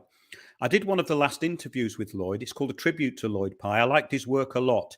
Not everything he said I agreed with. I wasn't really keen on the Zecharia Sitchin stuff, having looked at his books, but the general stuff and his work on hominids was absolutely brilliant. Do have a look at a book that he put out called Intervention Theory, which I think is very well researched. And he gives great case studies and examples in there. For instance, the Alma in Russia called Zana, who interbred with humans. Wow. And was kept as a human slave, basically. And she had several children. But because she was such a sturdy creature with thick bones and covered in fur, she would take these hybrids down to the river, the freezing cold river, to wash the blood off them when she'd given birth. Wow. And they died in the river because, of course, they were half human. So she killed half of her babies. It's a fascinating story. Yeah, when he wrote this, as well, they talk about the story of Romul and Remo, that they were basically they were being brought up by a wolf, by a female wolf. Actually, incredible. I don't know if it's true, but interesting stuff, definitely, Mark. Yeah, unfocused mind, tut Mark. It says yes, unfocused. Many people are unfocused. Tangents, though, are slightly different. I do like a good tangent. And I love to get onto the subject of intervention theory, the origin of hominids, and migration patterns. Call me old-fashioned, but I do enjoy it. Well, the Vikings, they were in America before the Spaniards, so they say. So many interesting things, Mark, that we don't hear about, which is fantastic, definitely. Yes, and in closing, I've got a friend who lives in London who told me years ago that he'd fallen off a 2-story building and smacked his head on the pavement. And I said, how did you manage that? He said, I've got a very thick skull. So I tapped his head. I said, you have a very thick skull. He said, my skull is so thick. A bloke came up to me a few years ago, headbutted me and started crying. So he said that he went into hospital and he had concussion for several days after falling off this building. And they said to him that they wanted to keep him in the hospital for 2 days to do further x-rays on his skull because he had what appeared to be a Neolithic skull. Okay. So this bloke was about 5'6", extremely stocky, very thick boned, and as I say, could headbutt somebody, and basically it would hurt them a lot. Or if someone tried to headbutt at him, it wouldn't make any difference to him. Fell off a building and didn't smash his skull. So there are these anomalies, and the other thing about the Neanderthal DNA is it's present in about 3 or 4% of Europeans, I think, and then you've got the Denisovan, and then but these are just the tip of the iceberg in a way, because there's lots of different versions of hominids. They keep finding them all over the place. Like Stephen and Evan Strong in Australia discovered 2 skulls never seen before, with no foreheads, with huge brain capacity. And I find this stuff fascinating. And I used to cover it a lot, and I do miss doing that because in a way, it's really important, especially at this point in history, because history's been forgotten. People don't know who they are, and people are being dumbed down into this brave new world idea of basically a walking vegetable that that services itself with misinformation. Yes, that's right, Mark. Exactly. I mean, all kind of vegetarian stuff as well, like that Paul promotes, as you know, we shouldn't eat meat and all that. Hold on a second. If a tiger meets you in the jungle and is very hungry, it's gonna kill you for sure, right? But we cannot eat meat. It's just stupid stuff, quite frankly, Mark. Yeah, I was when I was in Nepal, I went to the jungle region, Sora, and we went to this off license, and the fella said, he said there was a village woman killed by a tiger 2 weeks ago. Okay. And he showed me the pictures, and it was indeed a huge creature, but they do actually have them all marked. So this tiger had got old, and he fancied something, he fancied basically the equivalent of a quick snack. So he ripped this poor woman apart, and then they had to put him in a zoo. But yes, you're absolutely right. I mean, the idea that we can live in these regions is absolutely ridiculous. If you go into a jungle, you'll basically get eaten alive just by the insects and the leeches. That's right. Yes. You can't stay in there.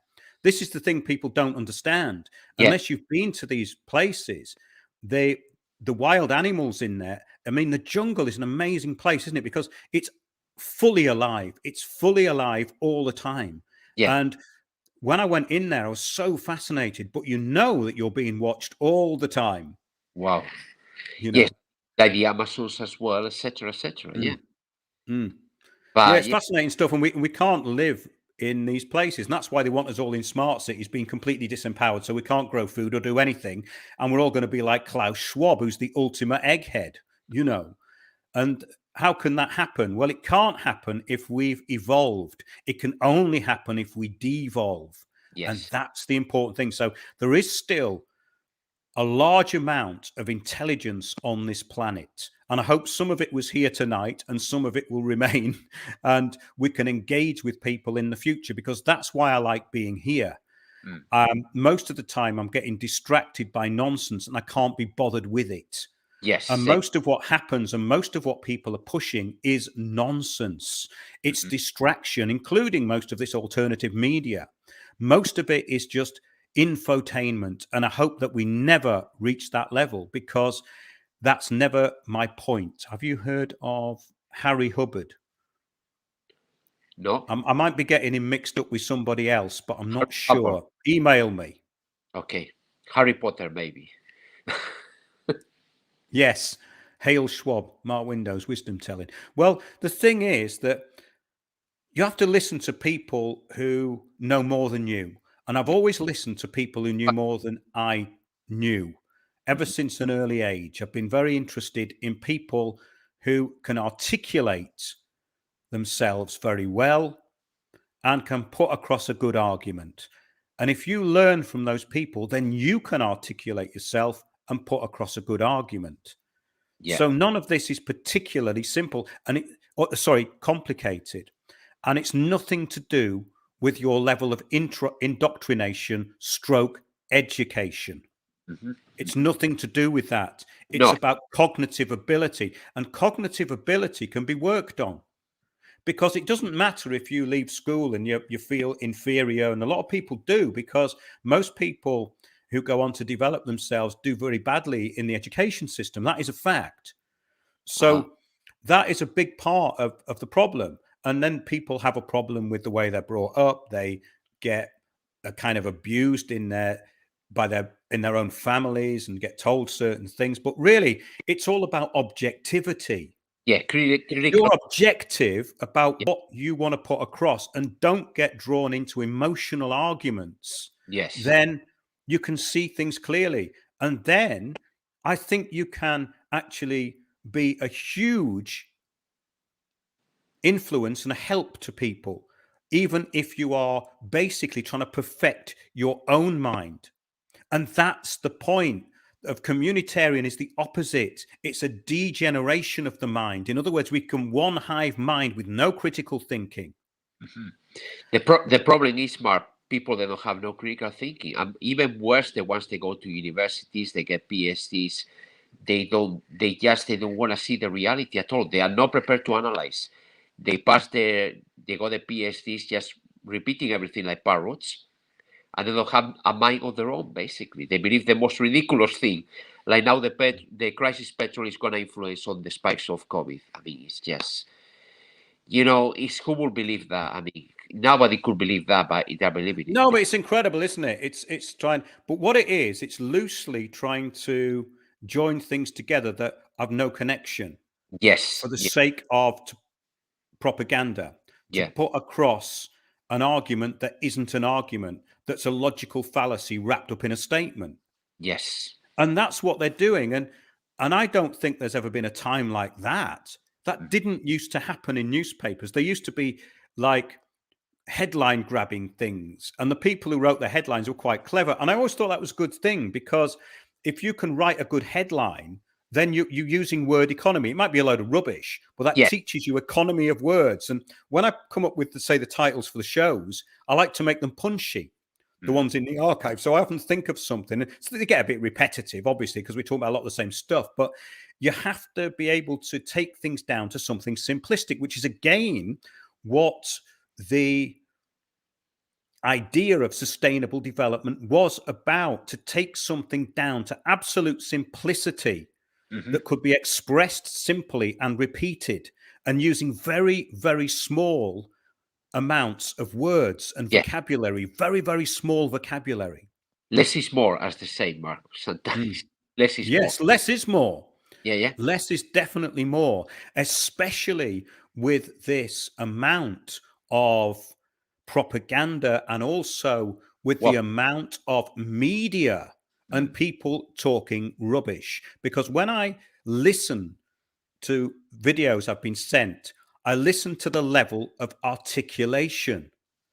And if the level of articulation isn't there, then the level of information is not going to be there, because it's going to get lost with the lack of articulation and the lack of ability to put that across in a simple and understandable format. That's all it's about, I think.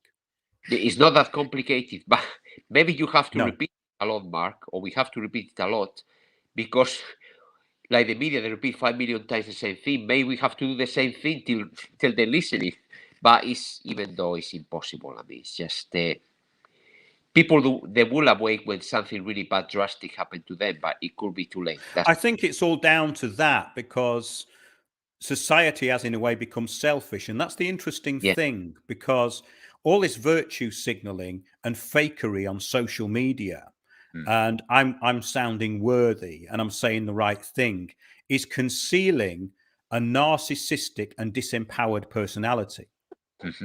No personality at all. That's right, Mark. Exactly. Yeah, that's true. Yeah. Exactly.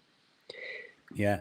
Do you actually watch television, Gonzalo? Do you ever watch it? Because I haven't had a television for 15 years, so I've no idea who these people talk about when they're talking about television. The trouble is, Mark, there are people out there watching every night the BBC, ITV News, and you know what you're going to hear, the propaganda, more cases. Maybe they are flu, people with flu, and they're talking like if it is the Black Death. Or they're the same people, they watch EastEnders, Coronation Street, and the problem with those kind of shows, you don't have a mind on your own. That's the problem. Well, I find the level of propaganda in them absolutely shocking. Yeah. I think there was an example made a while ago of that woman who was kind of the anti-vaxxer on EastEnders, and they basically used gaslighting against her. And they didn't have an argument. But if you're a script writer and you're doing that, you're being absolutely disingenuous. Yes. Because if you use your characters merely as shallow propaganda pieces and pawns, then what sort of writer are you? Exactly. I mean, I used to read a lot of these people like Chekhov and obviously Shakespeare, but you got these writers. I'm not going to go into them now; it's too late. But having read a lot of stuff, you find out about character construction and what it's about, and you can't just have a cardboard cutout walking on who looks lower class and who looks low status, and then get hammered by somebody who hasn't got an argument. That's not reality, because I know people who look scruffy and look lower status in the eyes of the judgmental, and they can rip them apart. And that is another good way of attack, because if people underestimate you, that's great. If they think you're wonderful, then you can only go one way, downwards. But if they underestimate you, you're on the way up. Especially in this country, Mark. That's absolutely right. That's right. Yeah. Well, maybe we should leave it there, and we'll do another one next week. I'm not quite sure what it's going to be about. There'll probably be guests on there. Somebody actually put in something quite interesting and said, can you talk about your out-of-body experiences? Well, I will talk about out-of-body experiences generally. I've done several shows on it, and I was involved with a group who were in practicing the ability to induce out-of-body experiences, and that is very interesting and very profound, actually.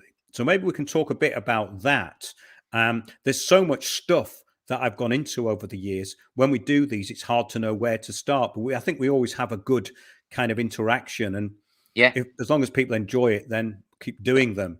But really, I'm trying to bring in stuff that's going to be important and useful. If it's not important and useful, I don't want to do it. Yes, that's right. Basically, that they can be proof, etc., or interesting experiences like your experience, for example. I have interesting experiences with metaphysics as well, Mark. And and you don't need people like waffling as the usual gurus, as you know, 2 hours about nonsense, and they don't achieve nothing. They don't bring any solutions to anyone at all. It's just like watching a cartoon or watching a soapbox opera. That's all it is, Mark. Well, I find it quite interesting. I won't name the writer, but there's somebody who put out a book on out-of-body experiences, and the introduction was by Aurelio Petri, of the Club of Rome. Now, this is interesting because these globalist steering groups are up to their necks in metaphysics and trying to get into this consciousness debate. And what they do is they always take it in the same direction. What they do is they try and frame it in a certain way, which is already part of the ongoing agenda. And what I mean by that is steering it into New Age cliches and not actually go. See, I was a big fan of parapsychology, the study of psychic experiences through scientific method. So then you remove all the New Age fantasy, fairy tale rubbish, and you try and take it down to something which can be quantified. Now, it's hard to do that, to be objective about these things, but you have to take emotion out. Because out-of-body experiences are not emotional. They are not emotional at all. They bring an emotional response afterwards because you think, wow, that happened. But at the time, what's interesting about these experiences is that you are just in the moment, you are just awareness, and you can see things much clearer than we can now. I always thought that because we've been dumbed down and the third eye has basically been closed most of the time, these insights can only happen at certain times. And the idea of these people who are trying to break down these frontiers over thousands of years, people they used to call Gnostics, all that got a bit caught up with a kind of propaganda system within the church and the church attacking it and all the rest of it. And it goes, then it can go up to the Reformation even. Yeah. And you can go into Protestantism as well.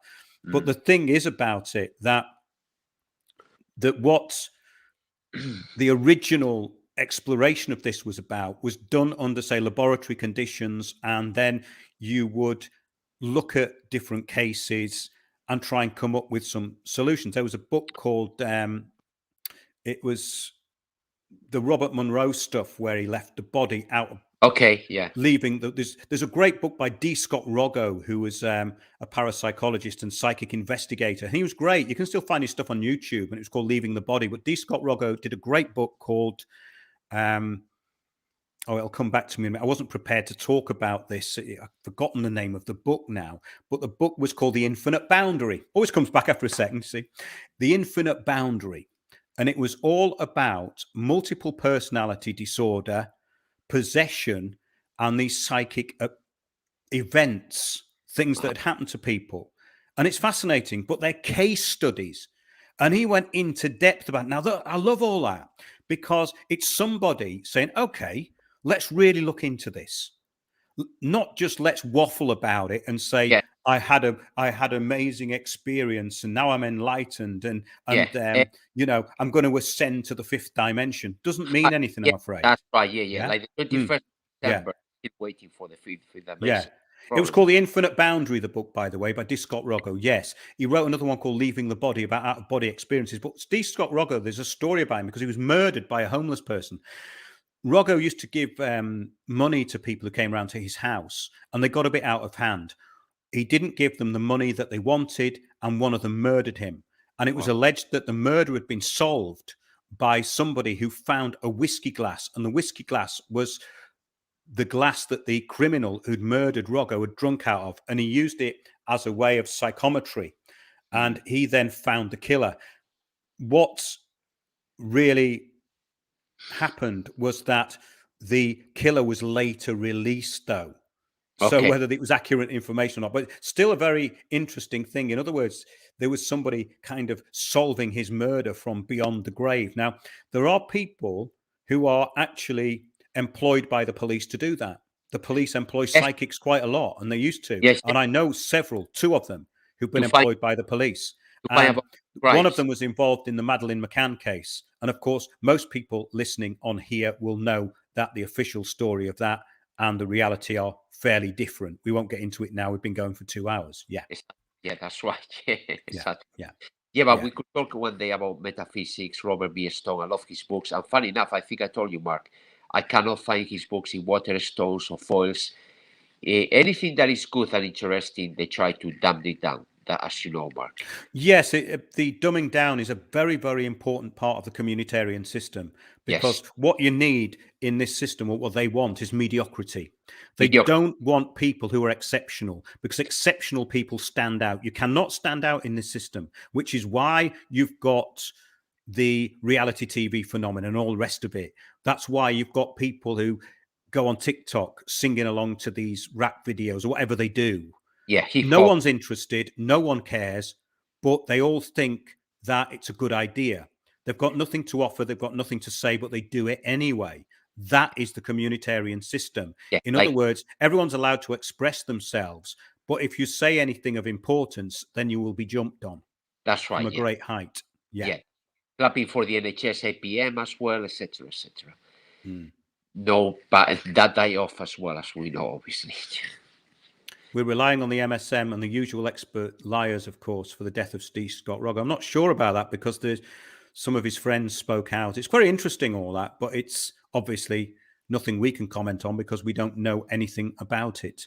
That's but right. His work was very interesting. And those sort of people are, I would say, not even few and far between anymore, because what we have now is a series of charlatans trying to make money out of things and grabbing people with very little to offer.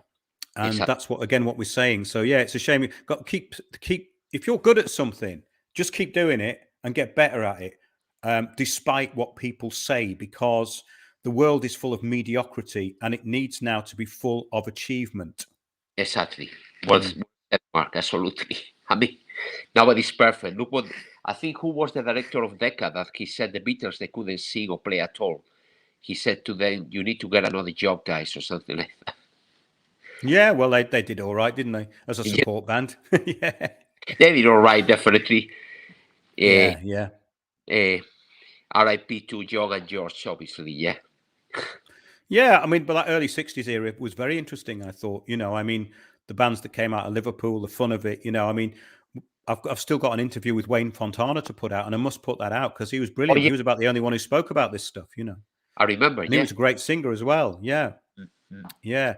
I've got great stories about him. And I miss all that, really, don't you? I miss the interaction with gigging and, these people saying it's an online gig.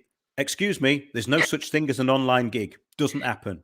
Exactly. No such thing as an online gig. Yeah, we are all on this together. We are together on this and all that kind of thing. It's a great new world. No, it's just they're kidding themselves, Mark. That's the problem. That's the Well, problem. it's great that a lot of people on here have actually heard of Roggo and they've got his book. It's brilliant because I couldn't remember that. The Infinite Boundary, a great title for a book as well. And I bought a copy of that, and it was an old copy as well.